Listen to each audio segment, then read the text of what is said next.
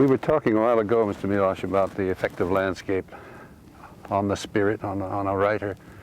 And I get the impression that this landscape is a little alien to you, that it's a little wild and violent and unhumanized. Am I wrong? Yeah, I seem to detect that in your poem. You are right, because I lived through a rebellion against California landscapes. I was born and brought up in Lithuania, in a valley which is considered one of the most beautiful in Lithuania. So there is a feeling of coziness there, and that contrast. Of course, I guess New England is closer to my feelings than the West.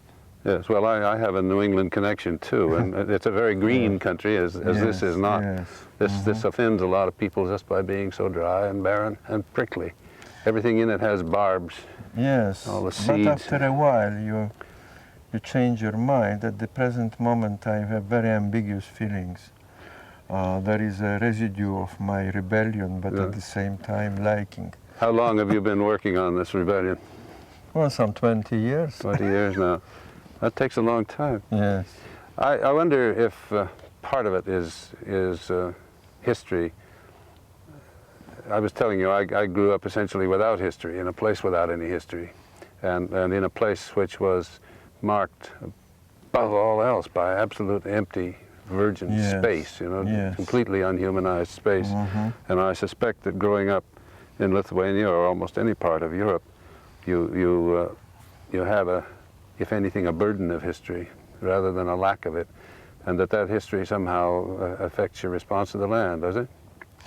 Yes, however, I should say, when you are a child, you are not very aware of history. You are aware of things in which, so to say, history left its trace, namely, well, all the implements, a tradition going a few centuries back.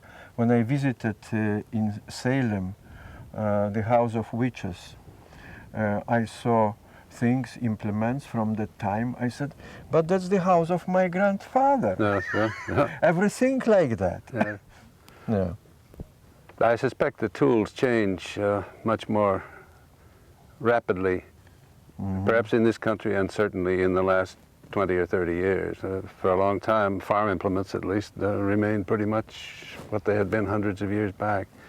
The old museums at Cooperstown and so on. I guess the rapid change really occurred in the last decade, because in my childhood still there were implements from the 16th century, 17th century, practically unchanged. In wood, everything in wood. Yes. Well, that's the kind of implement that I grew up with too, and I still find myself wanting to use hand implements instead of power tools. Yes. I wonder if there's a violence in this landscape that you detect. A lot of California writers seem to me to have responded to the landscape in violent ways and felt a violence in it, as Jeffers, for instance, feels the violence of the Pacific and meeting ashore and sea. Yes.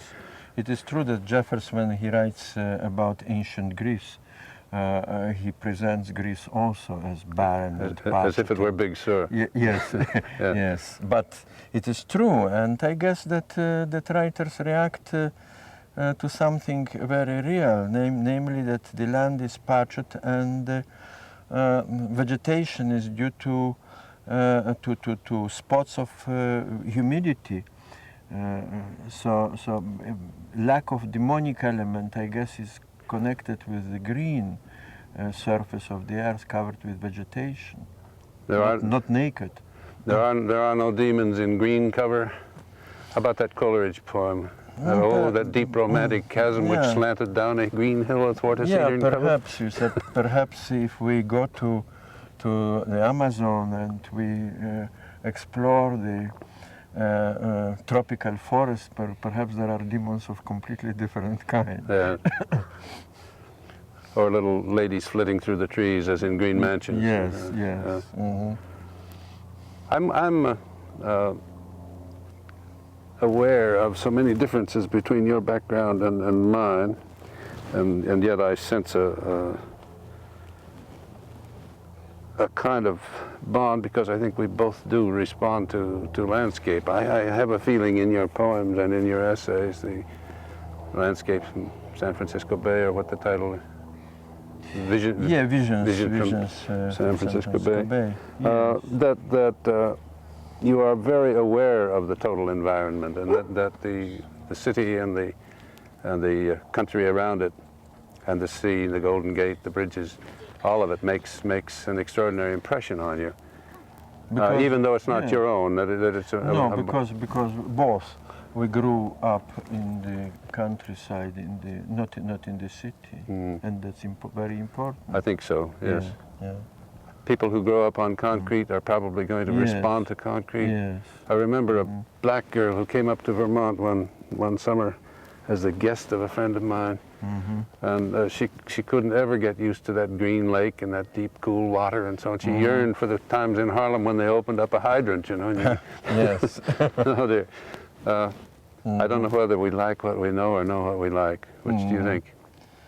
Well, I guess that some of our likes and dislikes go back to our childhood, to our first impressions. I should add that another element in my biography as a child, that was at the time of the First World War. Yes. I was in Russia, and so there is a mixture of some Russian landscapes, like the Volga seen by a child. Yes. An enormous river. Well, we're probably the only two people around on this hill who remember World War I. I was in Canada. Probably, yes. Yeah.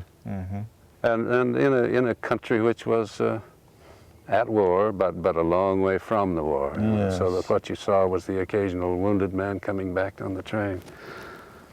I'm a believer, as you may know, in the effect of landscape and in the usefulness of landscape to the human spirit, and I get myself into a lot of quarrels and fusses, trying to preserve landscape for its own sake, for some kind of spiritual provision that it makes that cities don't make, not to me anyway. Yes. You feel that too? Yes, definitely I feel it, and I feel it here. Yes. I feel it here, and it is good that this thing exists, that we can stand here.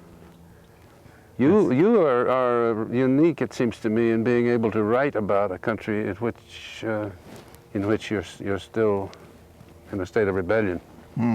I can't write about it until I finally live my way into it. It takes me about 35 years. That allows me 2 moves during a lifetime.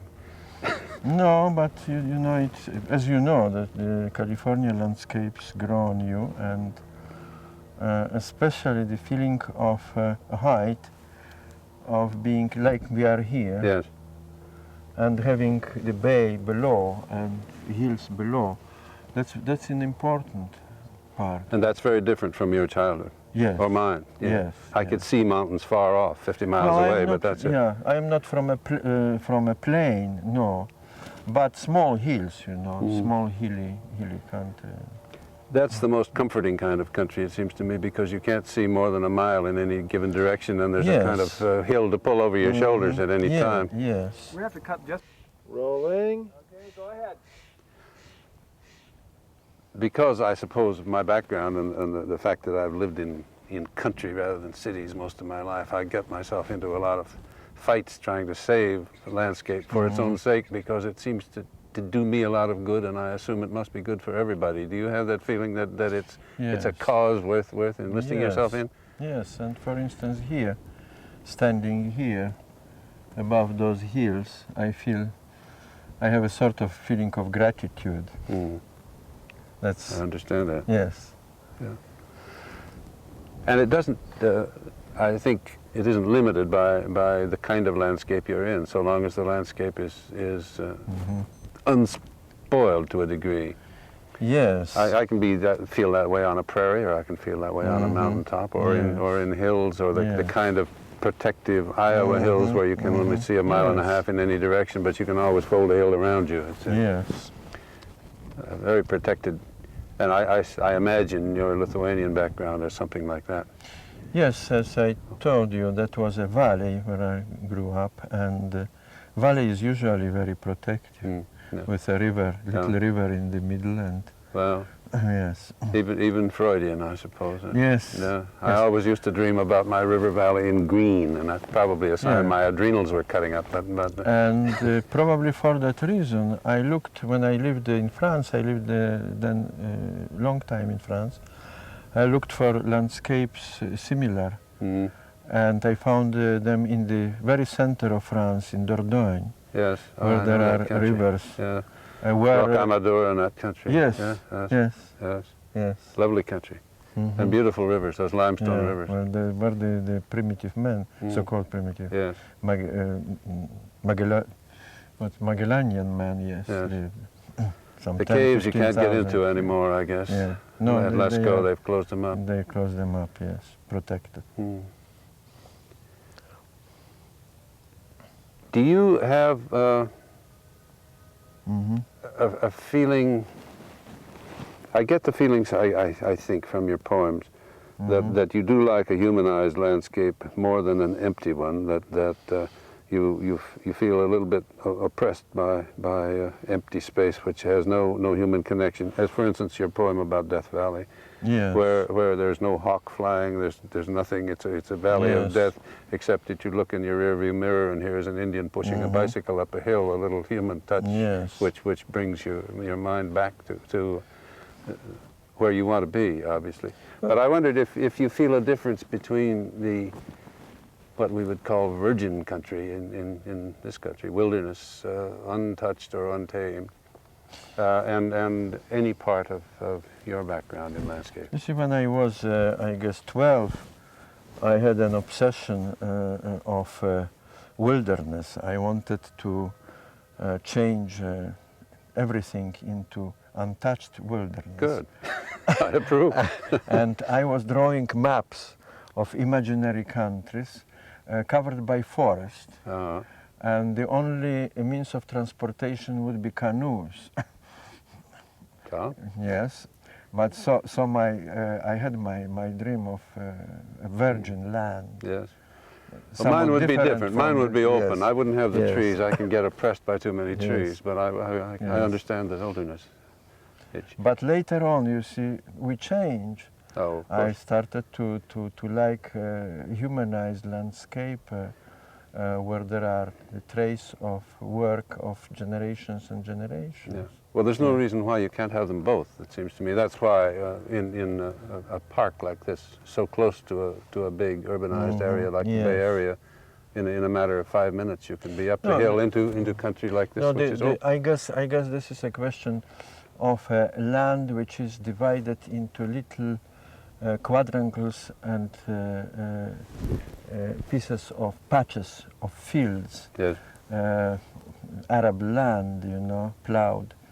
And this is for me a civilized landscape shaped by human work. Yes. When you fly over Europe, you have that strong feeling Oh, yes. of little patches of land. Do they have those star Yes. villages in Poland that they have in Germany? Yes. And Yeah, the, you have the you fields have out from the town. all over Europe. You Yeah. have that Yeah. that sort of.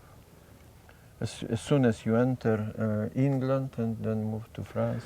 Well, there's something about that too, that all of Northern Europe, I guess, is as fertile as it's ever been, isn't it? Yes. Polish fields, Yes, North German yeah, fields, yeah, English field, yeah. are bearing crops just as good as those that they bore 1,000 years ago. Yes. That's not true in the United States. We don't have that sense of husbandry about the earth, it seems to me. We raid it and rape it and mine it and then leave it and go on to something else. Because too much free lands, free space, I should say. Yes, too much. Yes. Well, there we are back to the question that space does seem to trouble you a little bit. Well, space, yes. You know, if you live through difficult things in your life, you would like to be confined in a certain routine arranged space. Yes. When I lived, for instance, in Paris, I didn't move beyond my quarter. I liked very much my small village.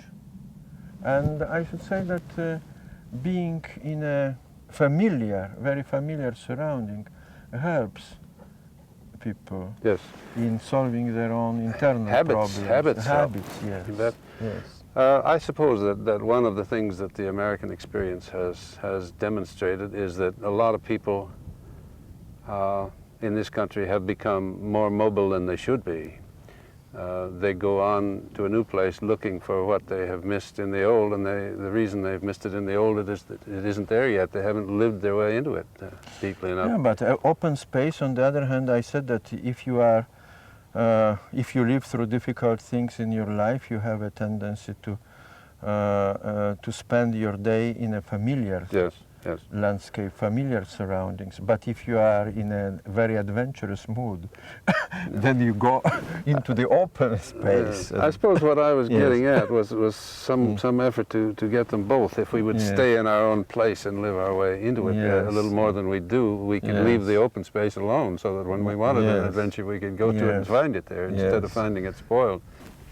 I'm interested in the differences between the old country and the new, partly because the new is so much less tempered with by people. I remember reading once that the island of Sicily, when the Greeks settled it, 5th or 6th century, whenever they came in, had hardly a single plant or tree of the varieties that now exist there. That is to say, man has been an evolutionary force. And he has been wherever he's arrived, I suppose. Men and women too, I should say, in order to make things equal. But we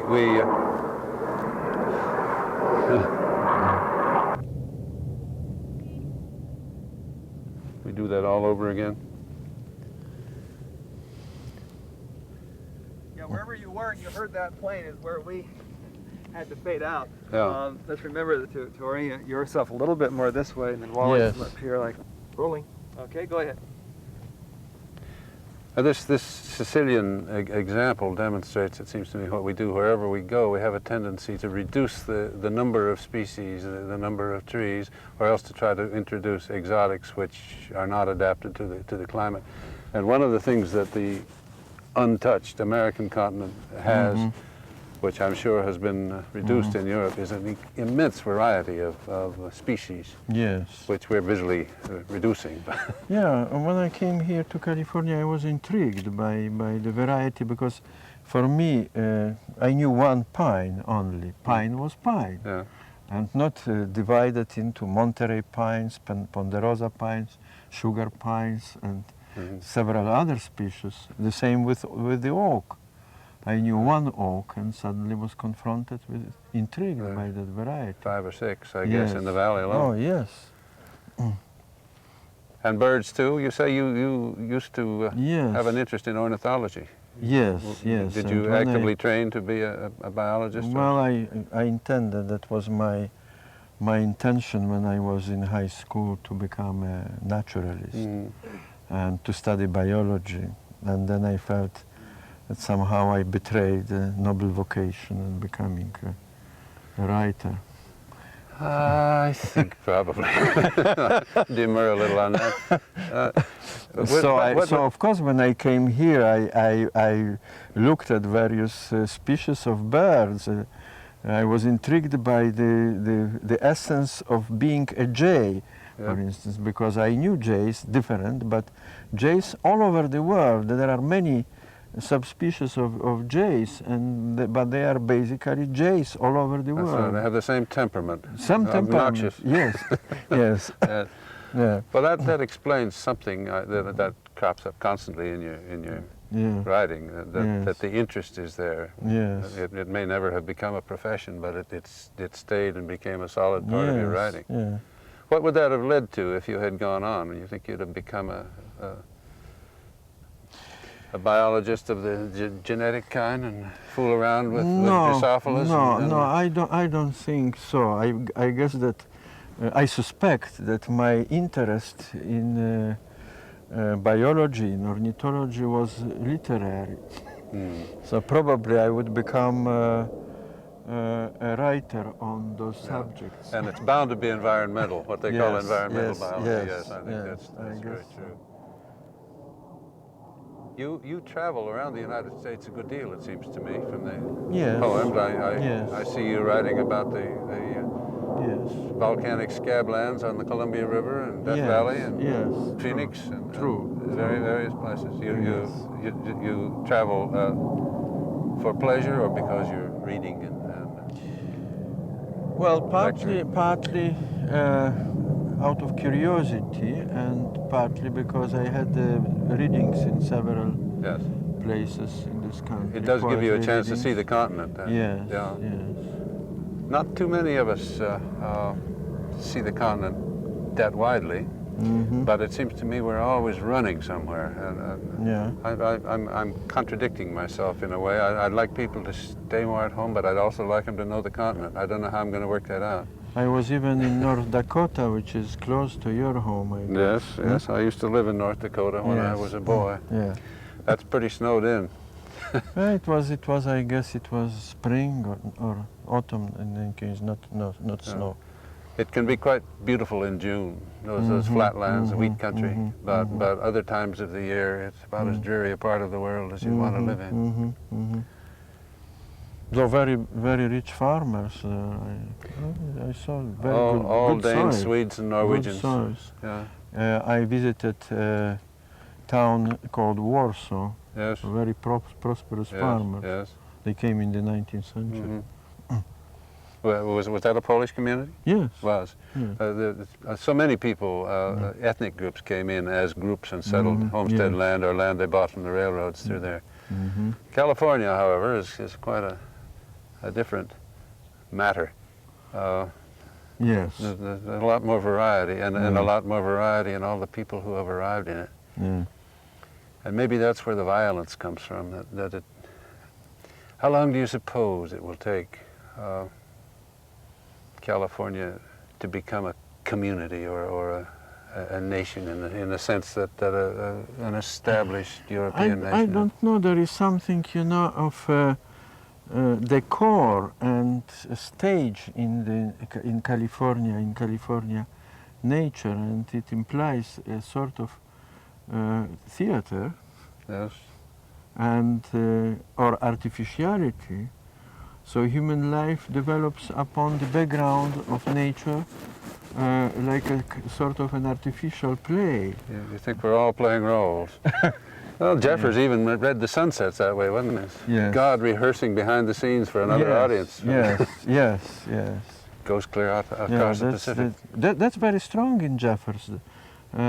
His vision of the landscapes as a decor, as a stage. Yes. And people very minor. For tragedy. Yes. Oh, the meeting of these, what does he say in the Tower Beyond Tragedy? The killing of this king was the meeting of two bubbles on the lip of the cataract. One winked. Yes.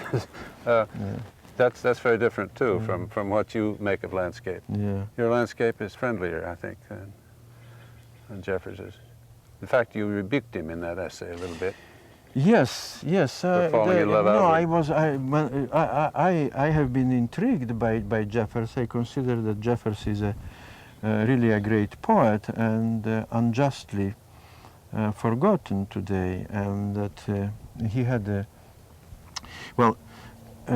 his whole Weltanschauung is not mine. It's I should say we are antagonists, but. Sometimes we may admire an antagonist. Okay, we gotta hold it. Rolling. It seems to me that we've both of us got some kind of notion that a man's character and sense of identity is related to the country he grows up in.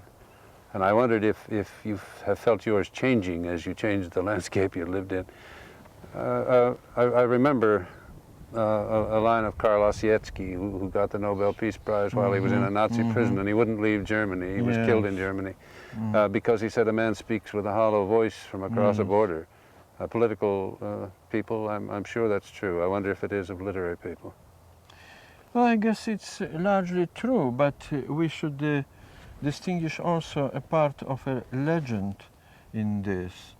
You know, I feel that the situation is not the same in the 20th century and 100 years ago, because we really are emigres and exiles, whether we live, work, our village, our country, or just move within the same country from one part to another. In a way, you are an émigré. Oh yes, of course. Isn't that true? I've always been an émigré. I was born in a covered wagon, practically. Yeah, you see, so there is that aspect, and I tried to cope with that as I could. The difficulty, as you are right, is that we are shaped by the landscape in which we grew up. And then we have to assimilate the landscape, for instance, of California, and to make a fusion of the two. Sometimes it's very difficult. But we have basic bearings, namely north, south, west, and east. And somehow we organized our landscapes, new landscapes too, according to that axis. I suppose that may be one of the richest functions of growing up, to adapt yourself to new landscapes and add new landscapes to your mental map. Yes.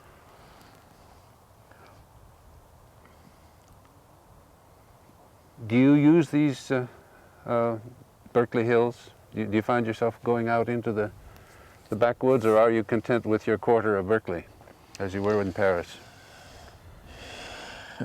Well, I should say that rather I am content with Berekely and with a view on the bay, a feeling of this is the most permanent feature for several years for me. Yeah.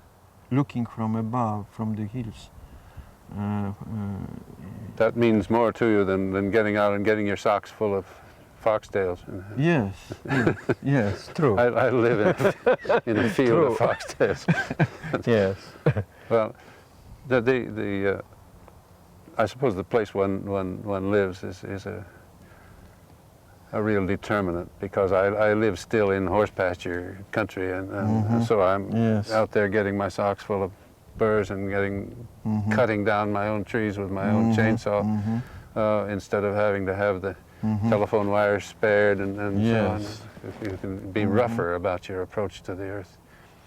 At the same time, the business of saving it for what it does provide to the people in Berekely who don't have your advantages of a view, or my advantages of living in the country, seemed to me to make this whole East Bay Park District one of the great achievements, actually, of this particular community. Of course, and this chain of parks in the Berekely Hills is very important. Yes. Of the first importance. Yeah.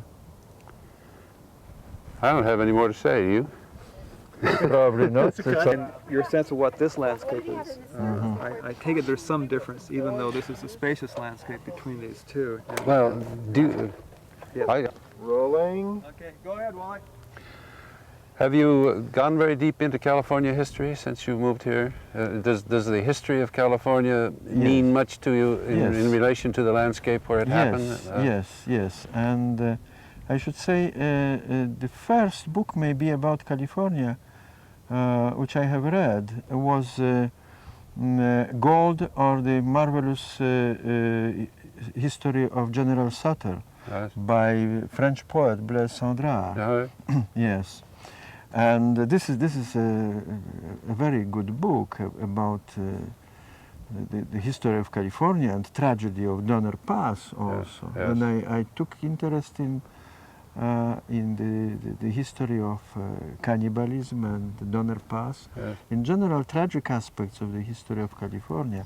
Or a book by a friend of mine, Arthur Quinn, The Broken Shore, which is the history of the Marin County. Yes. Very tragic history, full of very cruel details. Cruel details about white treatment of Indians, you mean, Well, cruel primarily because of the extreme fast change. So during one lifetime, oh, yes. that area went from the country inhabited by the Indians through the missions, through native sons, and to modern capitalism. Yes. During one lifetime. Yes, yes.